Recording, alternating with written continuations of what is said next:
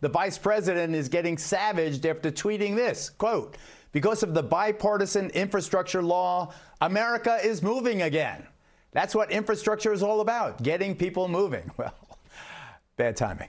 The headaches don't stop there for our beleaguered VP. Remember all those reports of turmoil in her office, accusations of her being a terrible boss who lashes out while complaining about POTUS giving her all the crummy jobs? Well, she just lost yet another top staffer. That makes at least 5 high-profile departures since the vice president took office a year ago. But, Greg, is it really fair to criticize her for the fact that she tweeted at the same time I-95 was choked up? You know, how could she know?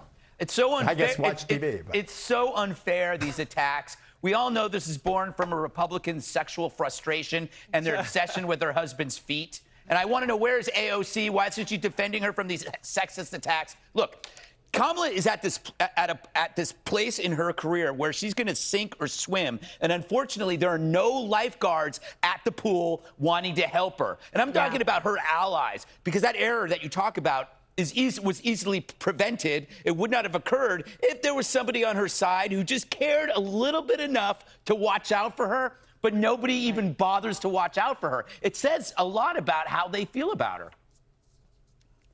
You know, Jesse, I saw some people dressed in your leather pants in Key West over the holiday. Now I'm going to think about you in a whole different way. Please don't. But, you know, she...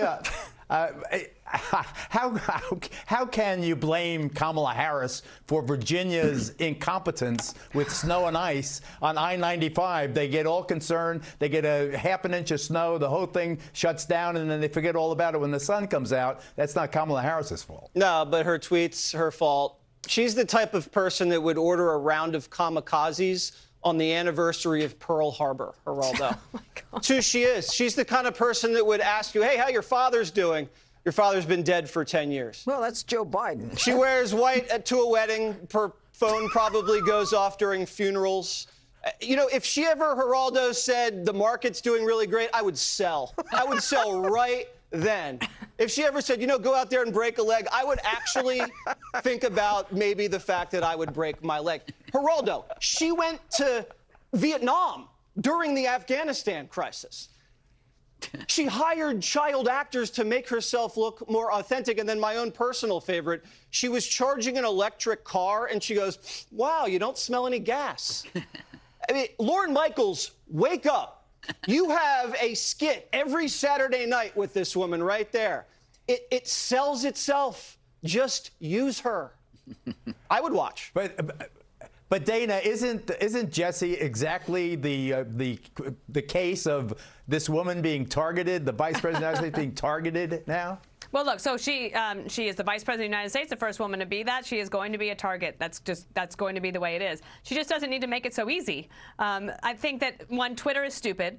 Young people that are tweeting for you, you should probably not allow that to happen necessarily. But what was she doing? She was doing what Nancy Pelosi asked. She was being more boastful about the things that the Biden administration had accomplished, and that would be, she was trying to talk about infrastructure. Not only was there the highway problem, but there were people stuck on an Amtrak train for 30 hours that got all messed up at the very same time. I think one of the biggest problems with this is that Americans right now do not feel that the White House understands the problems that they are dealing with. And this is just another example of that. But Judge, also, I don't blame win and now? also, can I just say, I think that the staffer leaving to go be the executive director of the Congressional Black Caucus, that's a promotion, and she should be proud of that. She probably helped him get that job. So I think that that might be a little bit of criticism that it's overwrought. Yeah, they could have really bragged about that. But Judge, can she win regardless of what she does now? Let me tell you something. First of all, she is an embarrassment to women. All right? And it doesn't matter what color she is. No, wait a minute. Let me finish. It doesn't matter what color she is, what identity she is. She's asked serious questions on serious topics in a very serious time in our history. It's a time of great consequence where there is chaos and anarchy all around us, where we leave men in a foreign country and then say we're not going to leave them behind and then get the hell out without bringing them home. And she laughs at every serious question. And let me tell you something. I don't expect anyone to stand up for her, nor should they. As a woman who was a first in a lot of things, I stood up for myself. If she can't make that case for herself, then she shouldn't be in that position. And I'll tell you something else. The premise of that Twitter was false. She said because of Build Back Better, America's moving again. There isn't an inch of road that's been paved. There isn't a yard of track that's been laid because of Build Back Better. She is out of her league, totally, and an embarrassment to women, period. I could just see the judge now shaking up Kamala Harris. Come on, wake up, VP, wake up. The fastest is up next.